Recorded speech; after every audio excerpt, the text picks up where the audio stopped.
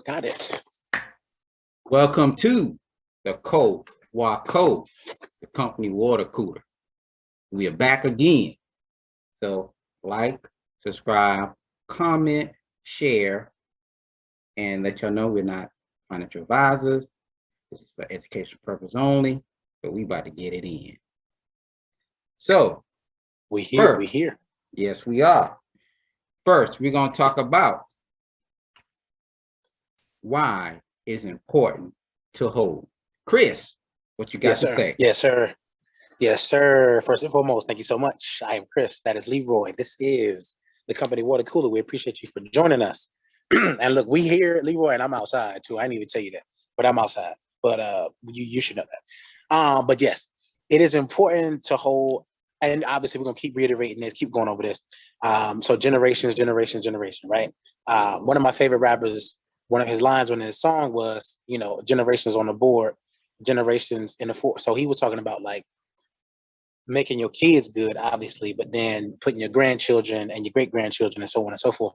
So the importance of holding is, and I just looked it up a couple days ago, if you invested, and this kind of made me upset, but I'm okay, I'm cool, because back then everything was good, inflation was regular, stuff wasn't crazy.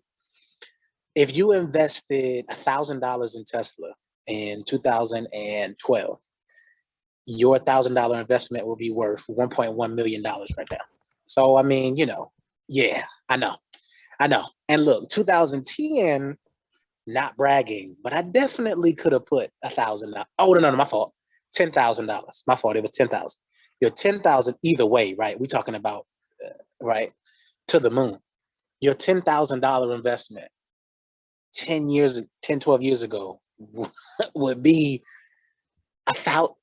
So anyway, like I said, I was a little hot because I was like, at that time, man, you know what I mean? I could have, with the fam, or even by myself, like I said, I'm not bragging, but we could have put 10 and now be chilling and coasting.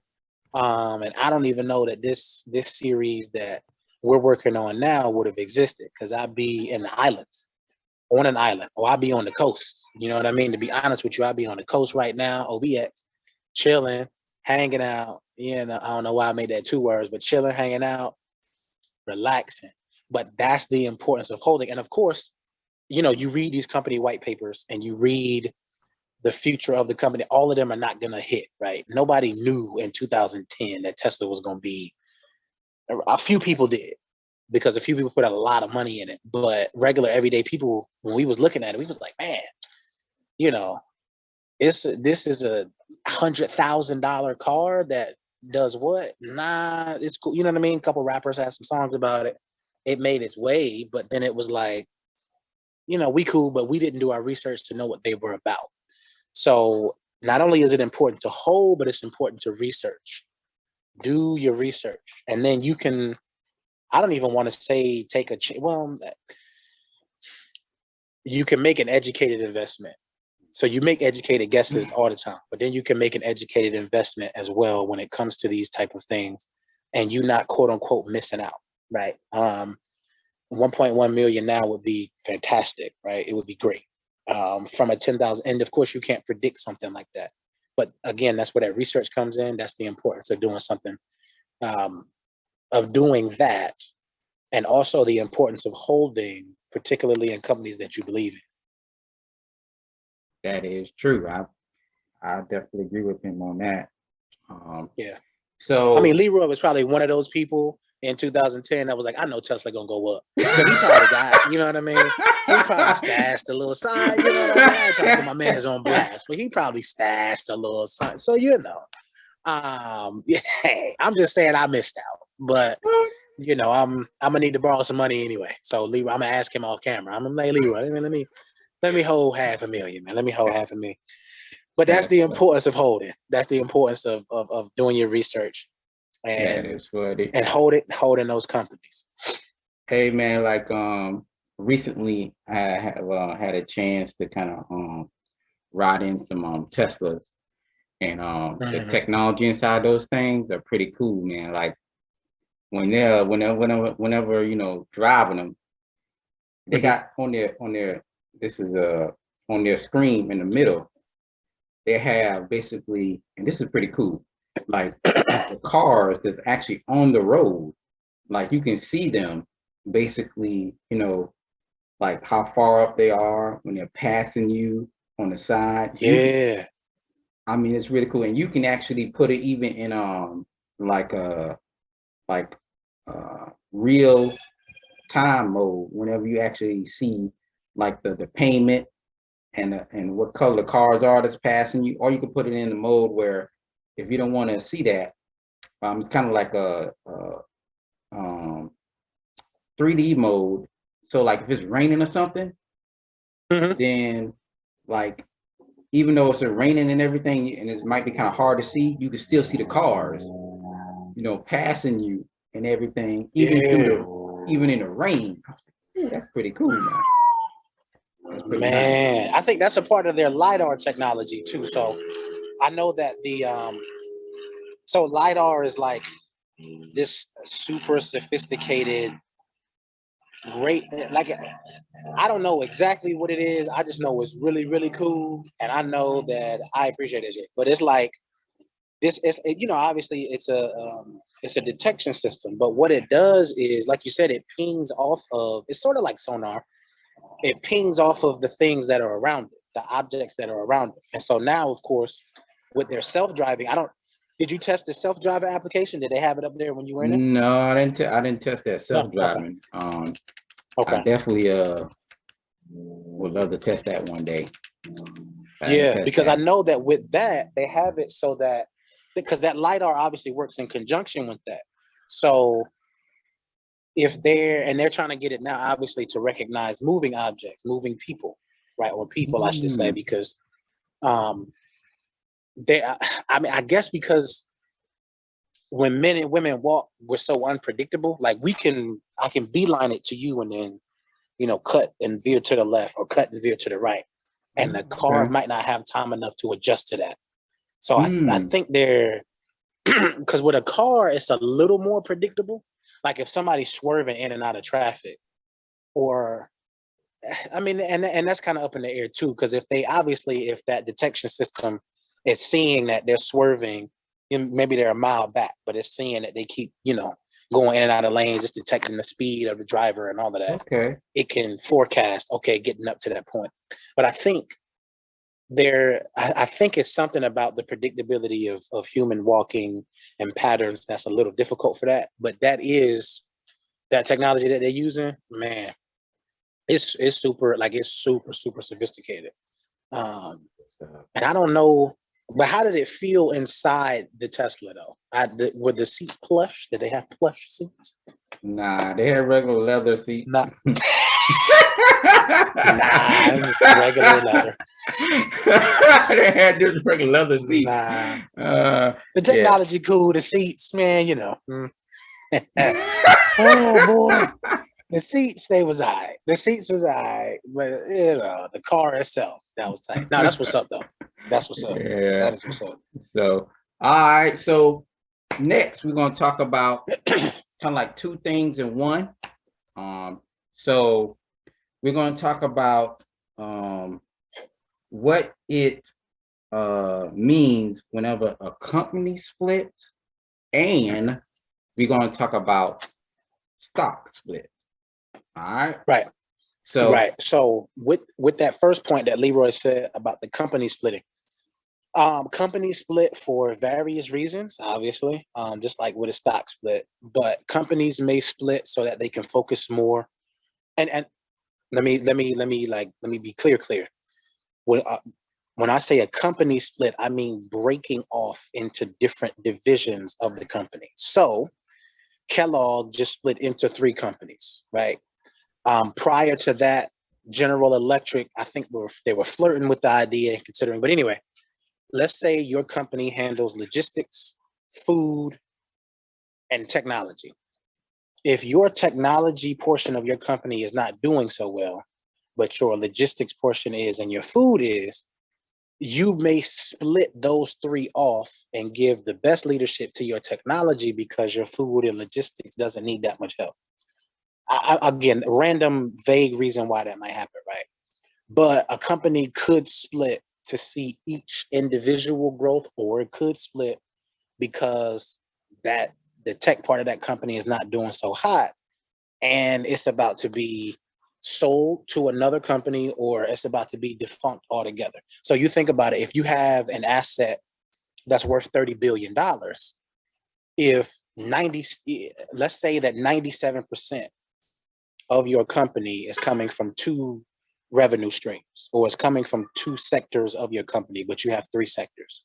That means you can afford to lose that third sector of the company because it's only bringing you 3% of that 3 billion. So you might split that off and sell that, or you might split that off and run that independently. So that's what a company split is, when the entire company breaks off into different portions. A stock split is when a company takes the number of outstanding shares it has, and in order to attract new investors, so the reason that companies split stocks in most cases is so that average everyday men and women can afford to buy into the company, because it's all about growth. You have to show shareholders, this is how much we've grown, this is the profitability, that because that's all they care about, they're shareholders. Where's my money? So when a company splits stock price, it's the same company, everything stays in the company, nothing leaves the company. In fact, a lot of companies acquire. But when a stock splits, they're just saying, hey, we want to make this affordable. So if the company stock is at $1,000, we know that average everyday men and women, working men and women, they cannot afford $1,000 per share. So after we get all of the regulatory paperwork finished and we get all the approvals and legal and things like that, we're going to offer a 10-to-1 stock split. Doesn't change the value of the company. The value is still valued at 100 billion. It's not going, that valuation is staying. We're just making it more affordable. So we're telling you, the investor, for every one share of the company that you have, you're now going to get 10. So basically, for every $1,000 that you invested, you're going to get 10 $100 bills, right? Before, you just got $1,000 bill. That's your investment. Now we're going to give you 10 $100 bills. Doesn't change the value of the company. Doesn't change the principles of the company. The company doesn't do worse. Companies typically, when they split, it's because they're doing so well. Amazon runs up to, what was it, 3,500, something like that. Nobody can afford that.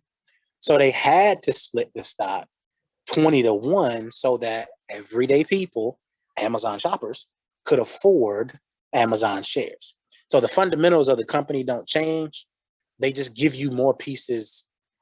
They cut your piece of the pie into smaller sections. Keep the same piece, but your piece of the pie is now cut into whatever number it is they decide. 5 for 1, 4 for 1, 10 for 1. And then on the reverse end of that, companies that do reverse stock splits will consolidate. So General Electric did a reverse stock split. Was it 3 years ago or 2 years ago? I think it was 3. 2000. I don't know exactly. Okay. When they did that. But it was a and it went from, oh man, GE went from like $10 to $100, right? So they did a 1 for 10 reverse stock split. So for every one share, well, 10 for, yeah. So for every 10 shares that they were consolidating, you got one way. So basically what they were doing, they took that pie. You had your piece and it was cut into tens, but they smushed that together to make one.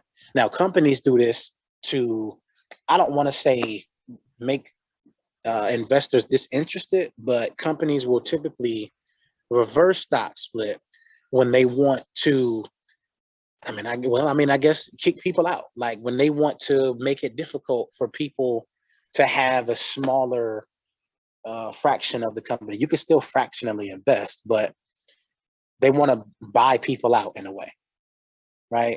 So if you had $10 in a company whose share was $100 and they reverse stock split so that now the share is $1,000, and you still have that 100, or you still have that that $10 invested, your equity goes pretty much out the window because you didn't You know, you didn't change. You know, from your 10% of the share. But anyway, a reverse stock split is when a company takes a large portion, or they take a handful of shares and consolidate them. And it does oftentimes become unattractive. But go ahead, Leroy. No. I was also about to mention, so GE, they actually just did one, a reverse stock split. Again. July 30th, 2021.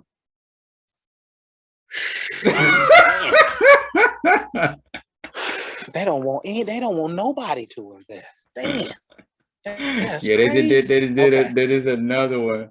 Yep. What was it? Was it 10-1? 20? What would they do? 5-1? It was one that 8. Now, what is their current stock price? Their current stock price right now is, let's see.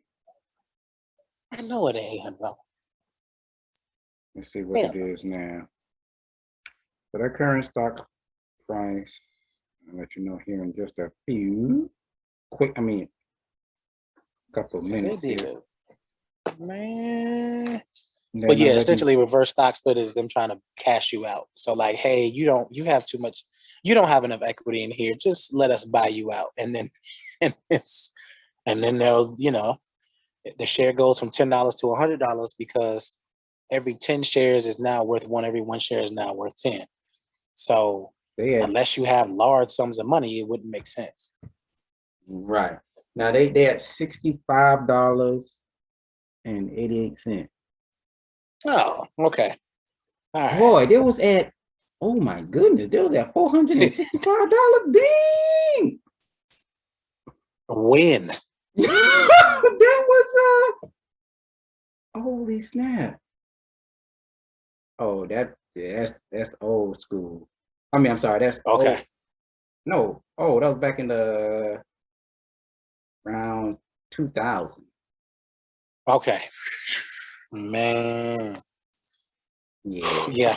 So watch out when a company splits stock, a regular split going forward. Cool.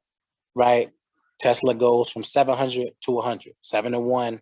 Everybody gets in. Great. It'll run that 100 back up to 700 and they'll have to split again. Right? Apple has split, I don't know how many times, 6, no, over a dozen times. Right? But they keep making it affordable to people. People keep investing and the stock price keeps running up. You know what I mean? So Apple now is sitting at like 130 something, 140 something.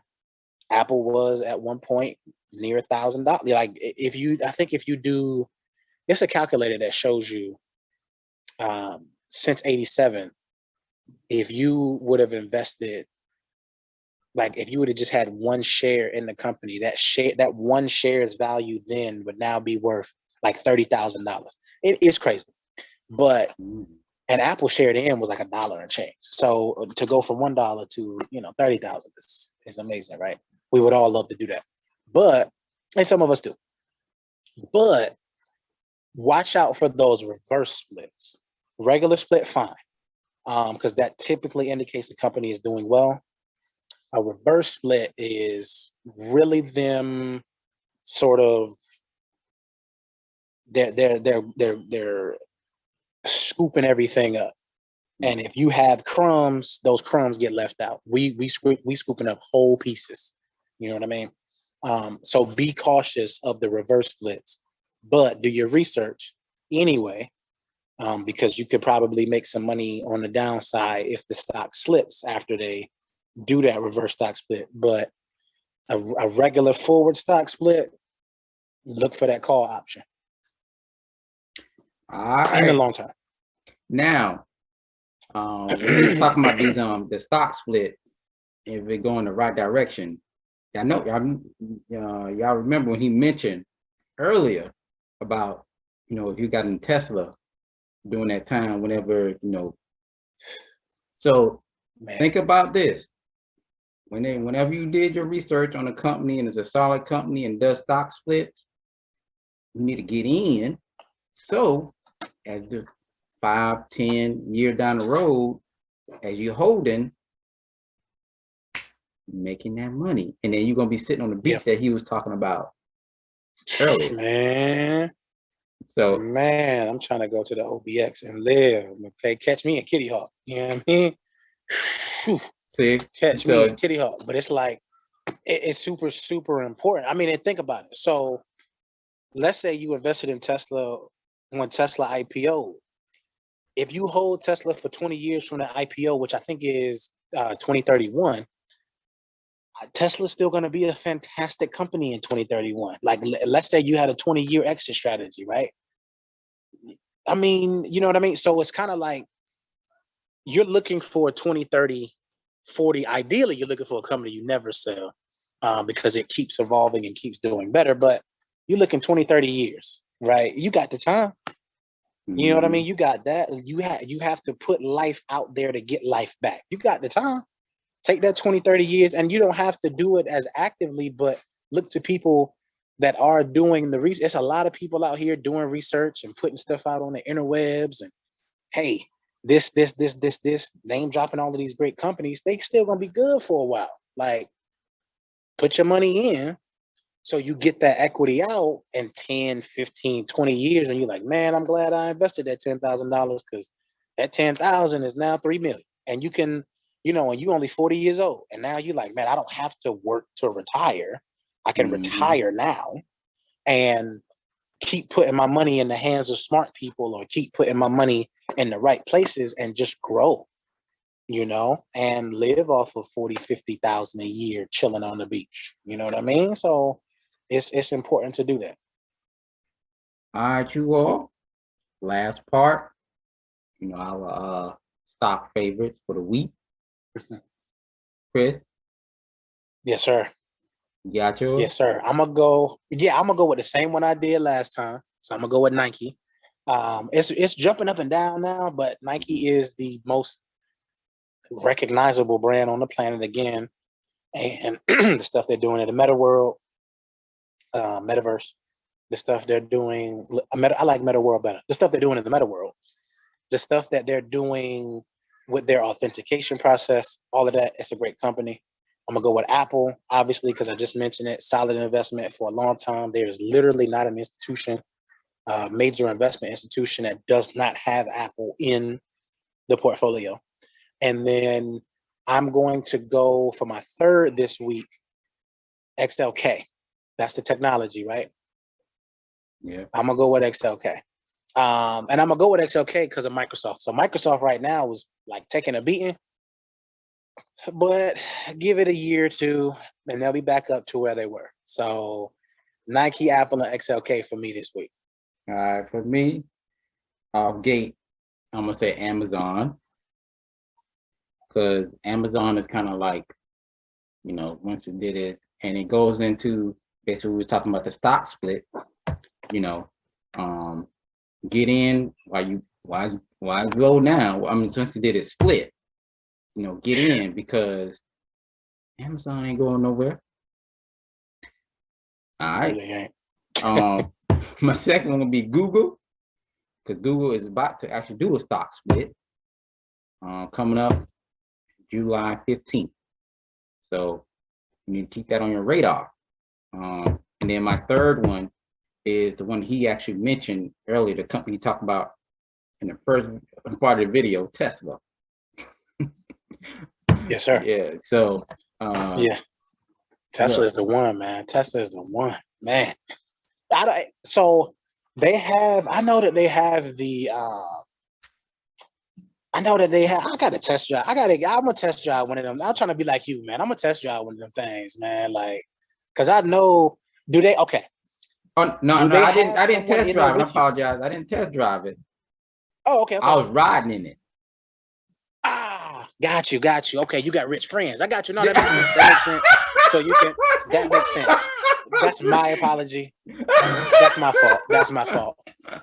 So I have to go test drive one to see what it's like, because I thought so. At a point, I thought they had it where if you were test driving, they put an employee there with you, like whoever the dude was that was washing tires that day or whatever, they'll put him in there with you. But I think now you can go totally 100% you, because it's only, I know from looking at the website, I know the test drives are 30 minutes, and you can't really go anywhere in 30 minutes. And if you think you're going to steal a Tesla, right, they're going to cut the car off, okay? The sirens is going to sound very quickly, and you'll be removed from said vehicle. But okay, so did you ever at a point get to drive the vehicle? Not yet. Matter of fact, Okay. Now this is you can actually rent Teslas now. Yeah. So you actually can go to like a rental spot and they can rent a Tesla out to you. Oh, you don't have to go on eToro anymore. You can go to like Hertz or Budget or something like that. Yep. Yeah, because they're electrifying their fleet.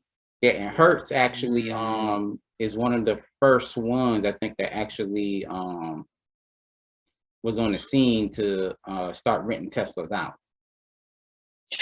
Man, well, get ready for $600 a day. That's probably how much they cost. $600, $700 a day to rent one of them things, man. Yeah, and plus, if now what's pretty cool is a person get in an accident or something, and they go to the spot, the rent, a car or whatever. Shoot, the doggone rental. I mean, the insurance company is paying for that thing. Why they getting their car fixed? Yeah. So So basically, what Leroy is saying is wrap your car around a tree and then go rent a Tesla. Call your insurance company and tell them, no. I know I only got the 30 a day, but I want Tesla. Give me a Tesla while you fix it. Oh, it's a total loss. Looks like I might have to keep the Tesla. I know. So basically, no, Leroy is not advocating that. That was hyperbole. We were, that was, or should I say, that was false information. But no, listen, if people could do that, there's some people that would be, hey, all I got to do is do this and do, man. I'm just waiting for the day that Tesla gets under 20,000 for a brand new one. And I think that's going to be a lot sooner. I think that's a lot sooner than we think, because batteries going down. Like batteries over the past, I want to say 10 years, batteries over the past 10 years have decreased in price 95%. And I mean, it's ever popular. Obviously, you have alternative sources to energy as well. But batteries are going to be the most popular because that's what we're familiar with. I'm using a battery right now on this tablet. We're having this meeting. So is Leroy and his computer, on the phone, like all of this. We're familiar with specifically lithium ion batteries. So they can promote that heavier to say, okay, it's already a part of your daily life. Now let's make it a part of your commuting life, right? So now you don't have to drive ICEs. You don't have to drive internal combustion engines. You just drive a big remote control car. And people will be okay with that. But I think once they get below 20,000, we'll see a shift just because it's brand new and the vehicle is already so popular. That should happen before the end of the decade. But honestly, I probably in like I predict in 3 years, Tesla will have a $25,000 base model car. It might take another 3 years for it to get under 20, but for sure, it'll be 20,000 before we know it. All right, you all. That's it. Thank you again for tuning in to the CoWaCo Company Water Cooler. Remember, like, subscribe, comment, and share. We out. We out. The next time, y'all.